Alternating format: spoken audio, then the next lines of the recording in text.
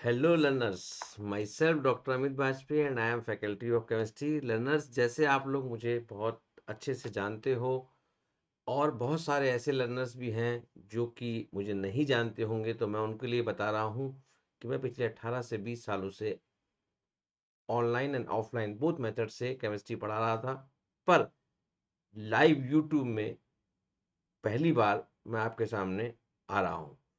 YouTube में ये जो वीडियो है, मैं फर्स्ट वीडियो ऑर्गेनिक केमिस्ट्री का अपलोड कर रहा हूँ, ताकि मेरे जितने भी लर्नर्स हैं या जो भी लर्नर्स नीट की तैयारी कर रहे हैं या जेई की मेंस की भी तैयारी कर रहे हैं, उनके लिए भी काफ़ी बेनिफिशियल वीडियो है। इसको हम स्टार्ट करने वाले हैं। आज का जो टॉपिक हमने लिया है वो पहला सेशन ले रहा हूँ मैं।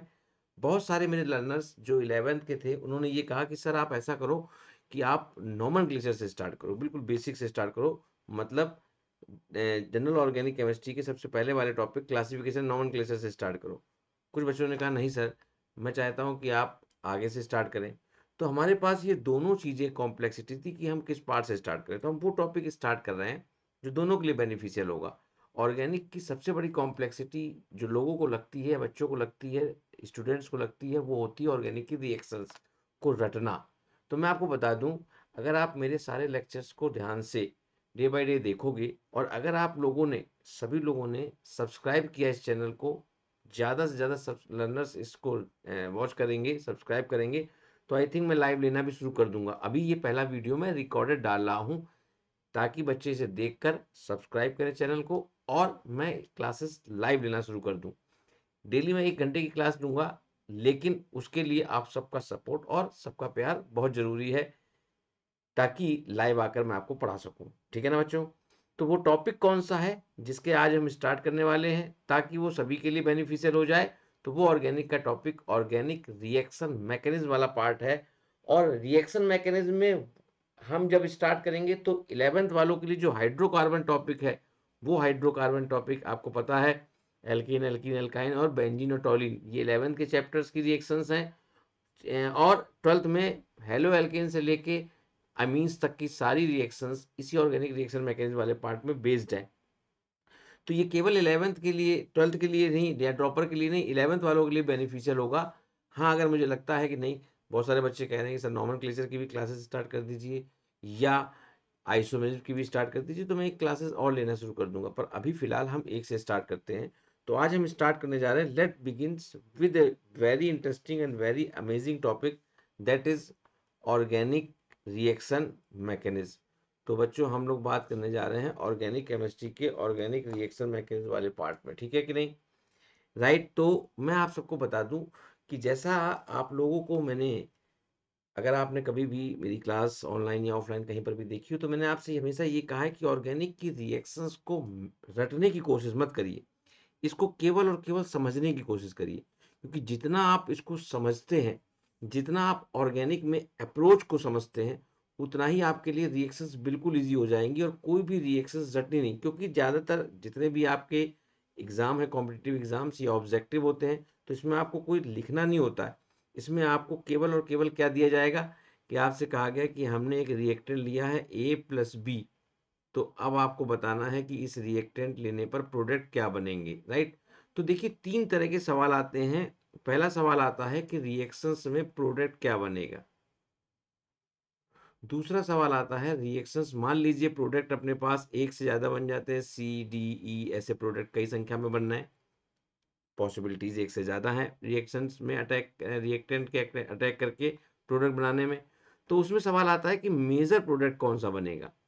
और तीसरा, अगर थोड़ा सा अच्छी बात करें, थोड़ा सा हाई लेवल की बात करें, तो कई बार सवालों में स्टीरियो केमिस्ट्री के बारे में बात करते हैं। अब स्टीरियो केमिस्ट्री क्या होती है या स्टीरियो आइसोमर्स प्रोडक्ट में कौन सा प्राप्त होगा, इसके बारे में भी बात करते हैं। तो जो 3 ये मेजर क्राइटेरियाज है जिसके अकॉर्डिंग सवाल पूछे जाते हैं, उनके बारे में हम बात करेंगे। लेकिन उससे पहले मैं आपको ये बता दूं, हमें ये जो रिकॉर्डेड वीडियो है पूरा शुरू से लेके लास्ट तक देखना है। इसलिए नहीं कि इससे मेरे कोई लाइव मिनट्स का मतलब है, इसलिए कि तभी आपको ये डे बाय डे आपको चैप्टर समझ में आने लग जाएंगे और आप आगे कनेक्ट कर पाओगे अपने आप को। थोड़ा देखा फिर बीच में कहीं चले गए, बिजी हो गए, एंगेज हो गए, तो वो समझ में नहीं आएगा। तो जब भी आप देखें वीडियो तो कंटिन्यूअसली स्टार्ट से लास्ट तक देखें, ताकि आपको सारी चीज़ें समझ में आए। अब जैसा मैंने आपसे कहा कि हमारी ऑर्गेनिक में सबसे बड़ी कॉम्प्लेक्सिटी है ऑर्गेनिक की रिएक्शंस को रटना, तो रटना बिल्कुल भी नहीं है, फिर मैं बता रहा हूँ, समझना है। जैसे मैं आपको एग्जांपल लेता हूँ, मैंने आपसे कहा ये जो लेफ्ट हैंड साइड है इसको हम रिएक्टेंट साइड कहते हैं। अब ये जो रिएक्टेंट साइड है बच्चों, इस रिएक्टेंट साइड में अपने पास दो चीज़ें मेजरली क्लासिफाइड की जाती हैं, एक होता है एक्चुअली रिएक्टेंट और एक होता है अटैकिंग रिएजेंट। उस रिएक्टेंट के दूसरे पार्ट को हम बी को कह रहे हैं अटैकिंग रिएजेंट। अब अगर मैं आपसे कहूं कि अटैकिंग रिएजेंट जो ऑर्गेनिक रिएक्शंस में होते हैं, मैक्सिमम रिएक्शंस के आधार में मैक्सिमम रिएक्शंस को जब आप ऑब्जर्व करोगे, रीड करोगे, तो आपको उसमें तीन टाइप के अटैकिंग रिएजेंट मिलेंगे। एक आपको मिलेगा पॉजिटिव और निगेटिवली चार्ज अटैकिंग रिएजेंट। मान लीजिए इस बी में, बी मॉलिक्यूल में बी पॉजिटिव और बी निगेटिव स्पीसीज है, या बी ऑड इलेक्ट्रॉन स्पीसीज है।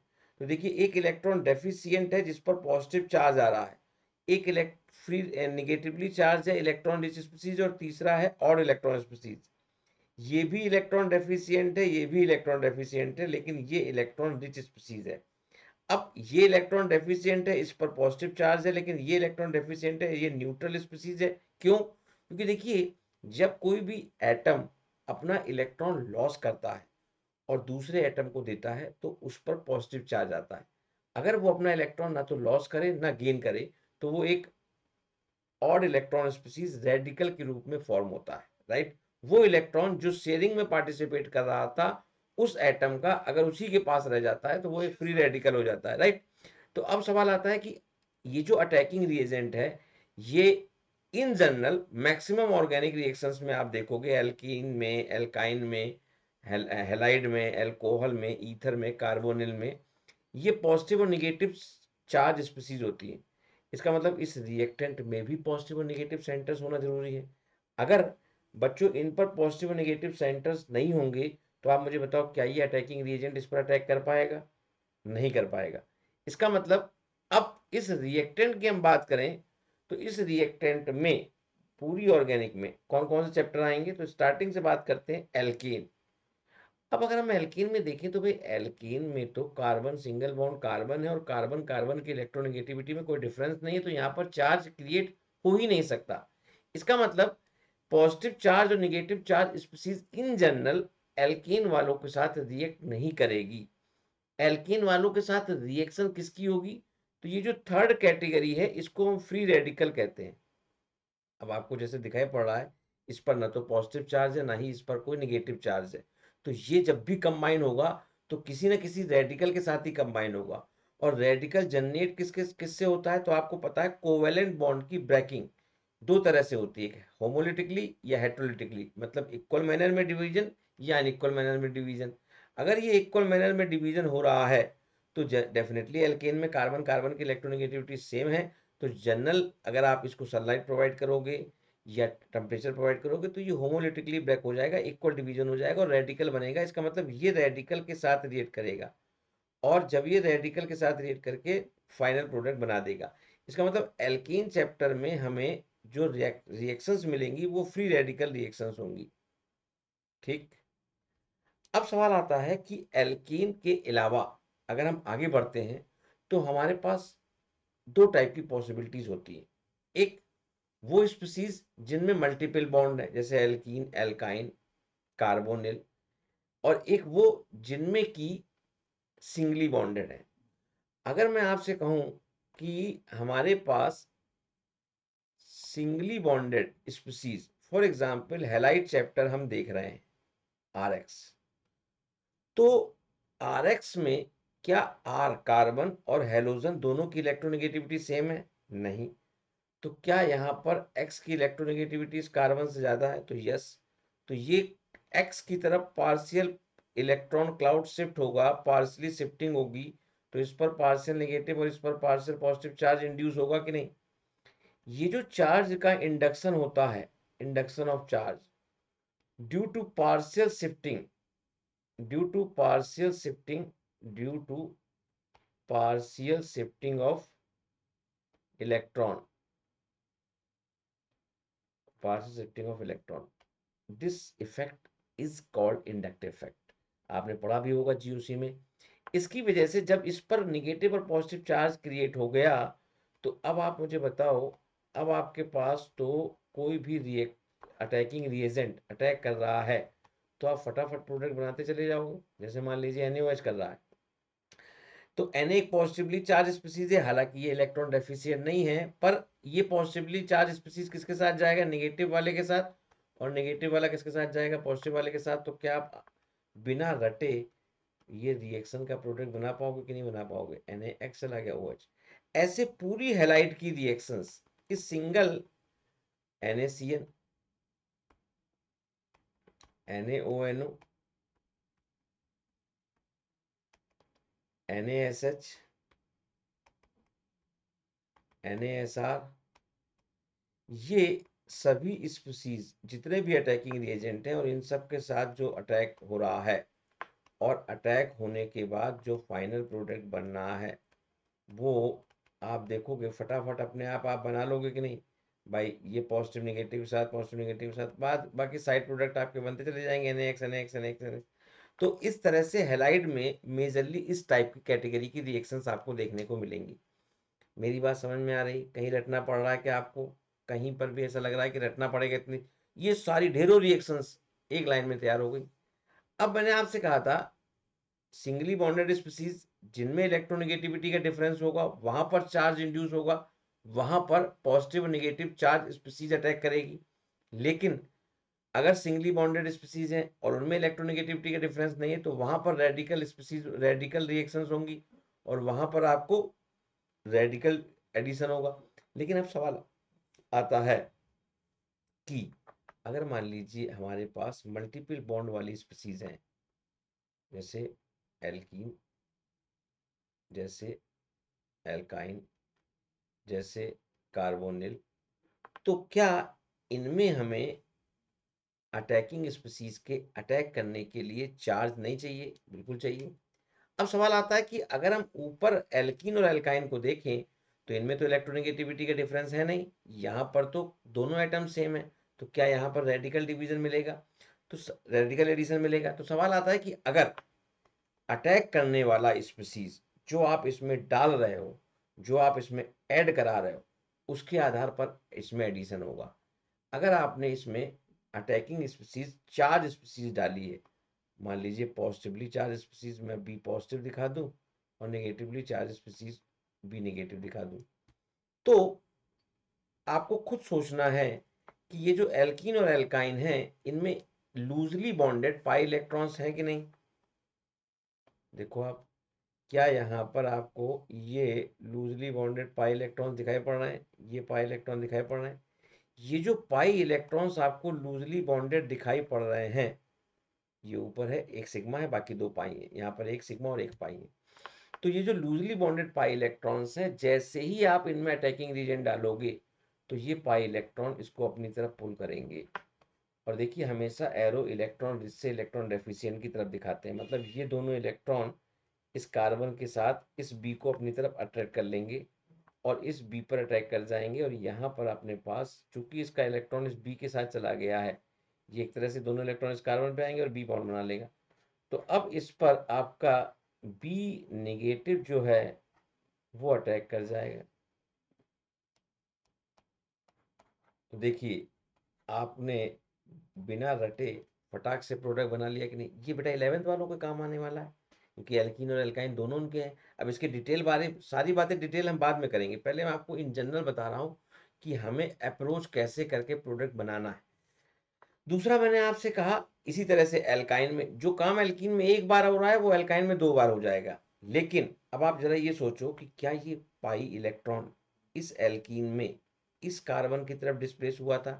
तो यहाँ एक दूसरी पॉसिबिलिटी भी है कि अगर ये एल्कीन अनसिमेट्रिकल है, मान लीजिए अनसिमेट्रिकल का मतलब जिसमें दोनों तरफ सेम सेम ग्रुप अटैच नहीं, तो उसमें इस पाई का डिस्प्लेसमेंट अगर इधर होता है और इसके साथ बी जुड़ता है, तो एक अलग इंटरमीडिएट बनेगा, और अगर इधर अटैक होता है और बी इसके साथ जुड़ता है, तो एक अलग इंटरमीडिएट बनेगा। मान लीजिए मैं आपसे कह रहा हूँ कि बी प्लस यहाँ पर आ गया, ठीक है ना?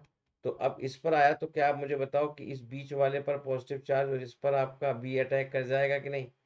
बी इस इलेक्ट्रॉनों को लेके यहाँ जुड़ जाएगा, बीच वाले पॉजिटिव रह जाएगा, और अगर बी बीच वाले में जुड़ गया तो यहाँ पर पॉजिटिव चार्ज आ जाएगा। तो क्या एक से ज़्यादा प्रोडक्ट बनने की पॉसिबिलिटी है? यस। और अगर एक से ज़्यादा प्रोडक्ट बनने की पॉसिबिलिटी है तो फिर ऐसे सवालों में आपके पास सवाल आता है कि मेजर प्रोडक्ट कौन सा बनेगा।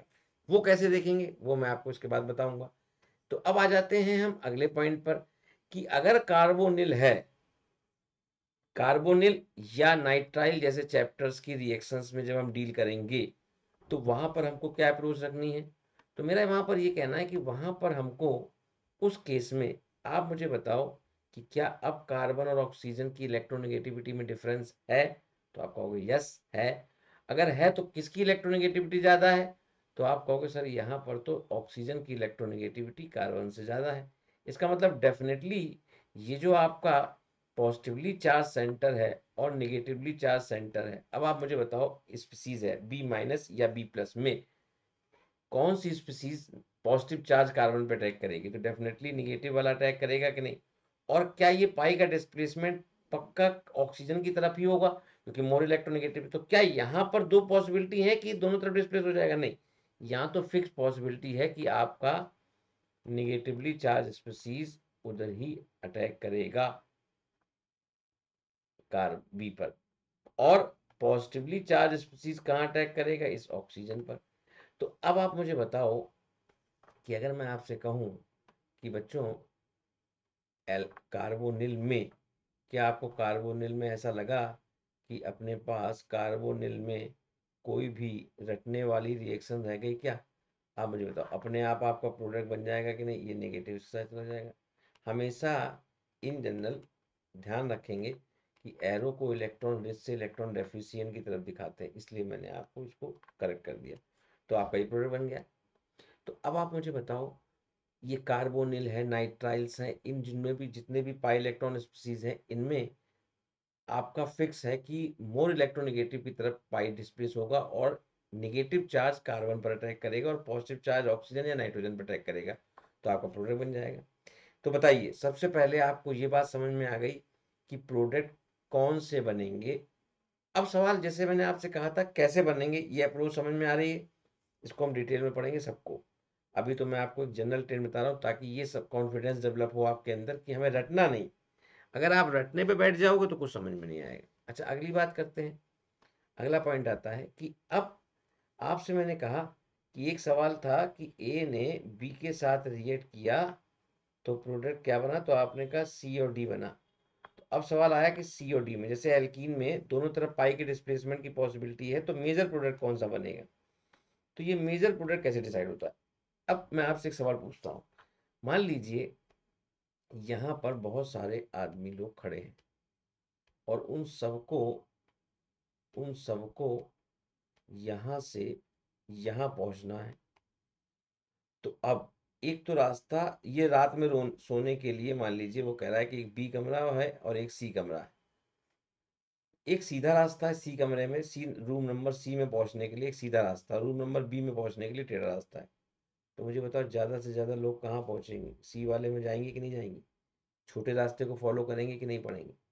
यही ऑर्गेनिक में है। ऑर्गेनिक रिएक्टेड के बहुत सारे मॉलिक्यूल्स जब प्रोडक्ट में कन्वर्ट होने जा रहे हैं तो वो मॉलिक्यूल्स उस पाथ को फॉलो करेंगे जो लेसर एनर्जी रिक्वायर्ड होगा, जो लेस एनर्जी वाला होगा पाथ, जो कम एक्टिवेशन एनर्जी में फॉलो हो जाएगा। इसका मतलब उन मॉलिक्यूल्स में हमें उस रास्ते को देखना है और वो रास्ता ऑर्गेनिक रिएक्शन में रिएक्शन इंटरमीडिएट के नाम से जाना जाता है।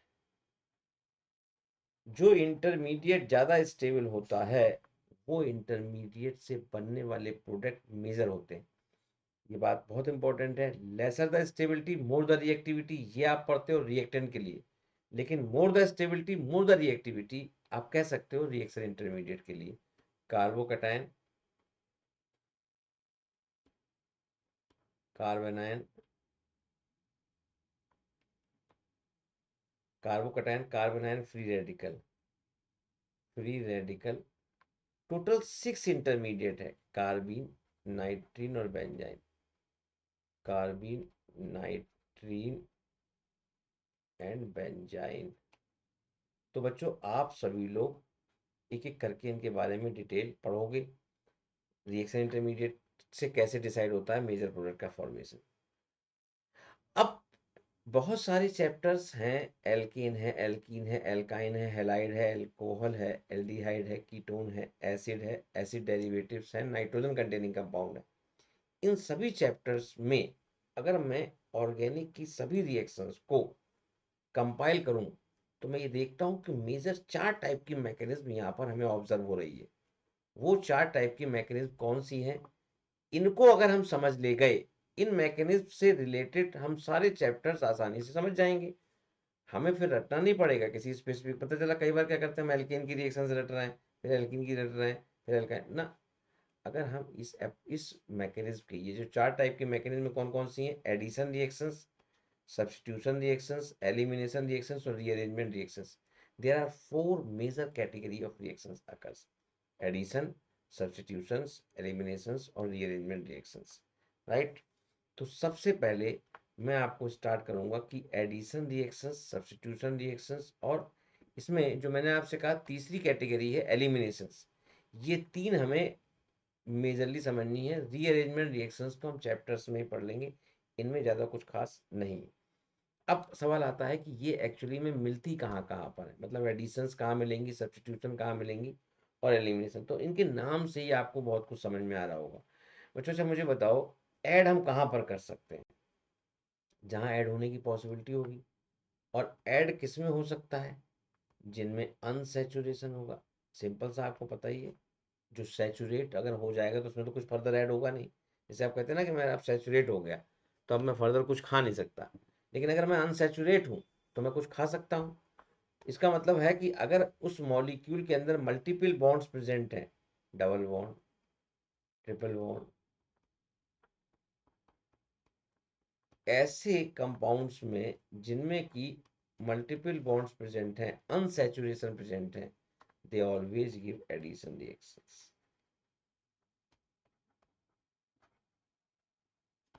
और जिनमें सिंगल बॉन्ड है, क्योंकि रिप्लेसमेंट मतलब आपको एक को हटाकर दूसरे को ऐड करना है। आप जब x को हटाओगे y को जोड़ोगे। अगर ये x मल्टीपल बॉन्ड से जुड़ा होता तो क्या आसानी से रिप्लेस हो पाता, बताइए? क्या ये आसानी से रिप्लेस हो पाता? नहीं हो पाता। इसलिए सिंगली बॉन्डेड वाले जो आपके हैं, सिंगली बॉन्डेड वाले जो आपके होते हैं स्पीसीज, केवल उन्हीं स्पीसीज में बच्चों ये रिप्लेसमेंट रिएक्शंस या सब्स्टिट्यूशन रिएक्शंस मिलती हैं। अब सवाल आता है सिंगली बॉन्डेड कहाँ पर है, तो क्या आपके पास एल्केन में सिंगली बॉन्डेड है, तो आप कहोगे यस। क्या हेलाइड में है, एल्कोहल में है, ईथर में है? इन सभी चैप्टर्स में आपको सब्स्टिट्यूशन रिएक्शंस देखने को मिलेंगी।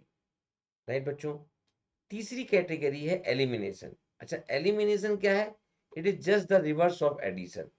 मतलब अगर मैं आपसे कहूं कि आप किसी में कोई 2 ग्रुप ऐड कर रहे हो, तो ऐड कैसे करोगे?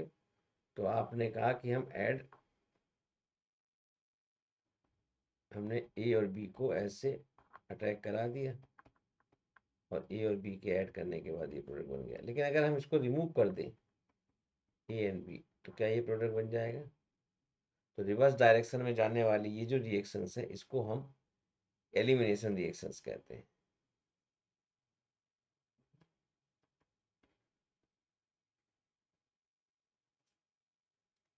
इसको भी हम सिंगली बॉन्डेड स्पीसीज में ही प्राप्त कर पाएंगे, क्योंकि डिटैच करना है, 2 ग्रुप को रिमूव करना है और रिमूव करने के बाद मल्टीपल बॉन्ड्स को जोड़ना है।